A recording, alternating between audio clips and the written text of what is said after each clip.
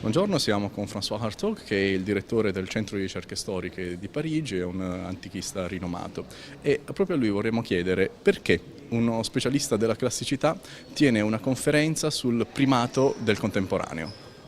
Alors, cette question que vous me posez, en effet, elle a le mérite d'être honnête, très claire, mais pour y répondre, ça impliquerait que j'explique ce que j'ai fait depuis le moment où j'ai commencé à travailler sur l'Antiquité jusqu'au moment où je suis arrivé à m'intéresser au contemporain. Mais je ne vais pas vous raconter ma vie, donc je vais simplement vous dire que pour moi, l'Antiquité grecque, telle que je l'ai abordée avec Jean-Pierre Vernant par exemple, n'a jamais été un univers complètement du passé.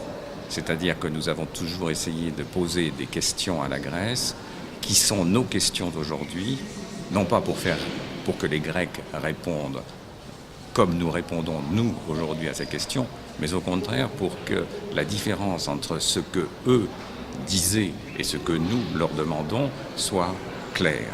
Et c'est toujours cet écart qui m'a intéressé. Et après, les années passant, je me suis de plus en plus intéressé à la question de nos rapports au temps et des modalités de nos rapports au temps. Et qu'est-ce qui a changé dans les 30 ou 40 dernières années dans le monde occidental, d'abord dans notre rapport au temps. Et il m'est apparu que justement le contemporain ou le présent, ou ce que j'ai appelé le présentisme, est devenu la catégorie dominante de notre vie quotidienne. Voilà, donc c'est très brièvement, je pense, le parcours a sa cohérence, même si ce n'est pas ça le plus important, mais la question du rapport à l'Antiquité, elle, reste posée aujourd'hui. Grazie. E quindi cosa direbbe a un ideale tipico studente un po' refrattario che dice non voglio studiare l'antichità perché è lontana, perché è passata di moda? Oui, ça c'est une question qui n'est pas nouvelle, mais c'est une question qui justement, compte tenu de cette prédominance du présent, se pose de manière plus aiguë.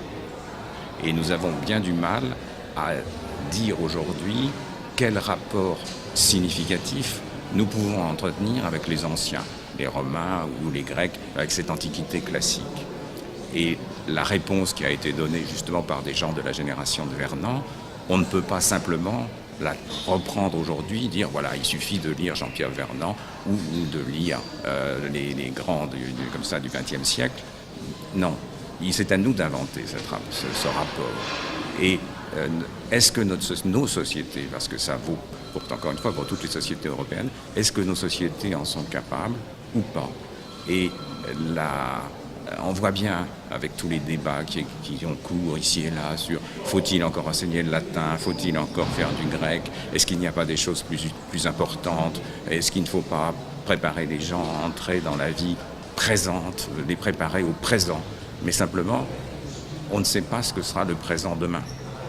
Donc il me semble que notre responsabilité collective, pas seulement celle de ceux qui enseignent le latin et le grec, pas seulement celle des professeurs de lettres classiques, mais notre responsabilité collective, c'est de réfléchir sérieusement et de dire oui, c'est encore un passé qui peut être significatif pour nous, qui peut être investi d'un sens, ou non, et à ce moment-là, il faut en tirer les conséquences.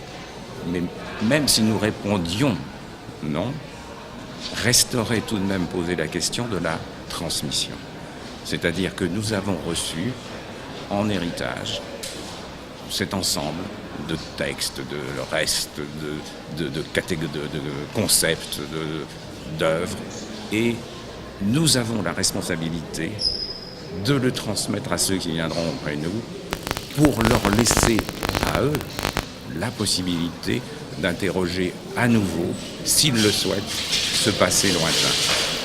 Mais donc même si nous disons l'Antiquité ne peut plus être un présent significatif pour nous, ce que je ne crois pas, mais ce qui est quand même ce qui prédomine dans nos sociétés aujourd'hui et dans les organisations, dans l'école, même si nous disions cela, resterait cette responsabilité à laquelle nous ne pouvons pas, nous ne devons pas nous dérober. E a proposito di responsabilità, colpisce molto la scelta dell'organizzazione del festival di quest'anno di illustrare l'ereditare con l'immagine di Enea che porta sulle spalle suo padre Anchise, che a sua volta ha in mano i lari dei familiari. Cosa dice a noi contemporanei questa immagine quasi ancestrale, diciamo, potremmo dire, dell'antichità?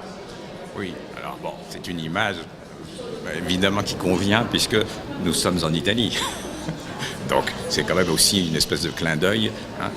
Rome vient de là. Bon. Si Énée n'était pas parti avec son père sur le dos, eh bien rien de tout ce que nous voyons autour de nous n'existerait. Bien.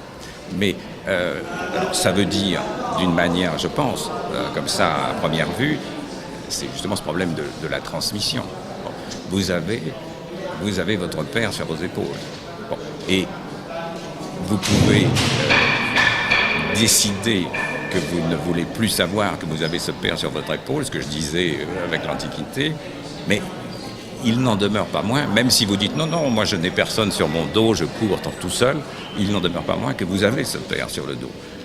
Et qu'il faut bien trouver un mode de rapport avec ce père, sans qu'il vous écrase, sans qu'il vous dicte sa loi, mais comme façon de reconnaître qu'il y a cette présence avec vous, sur vous, en vous, et dont il faut essayer, encore une fois, et c'est vrai pour chacune des générations, dont il faut essayer de faire quelque chose de significatif, de lui donner sens.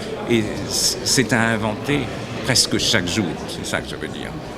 Grazie mille François Hartog, speriamo di rivederla presto ai prossimi festival.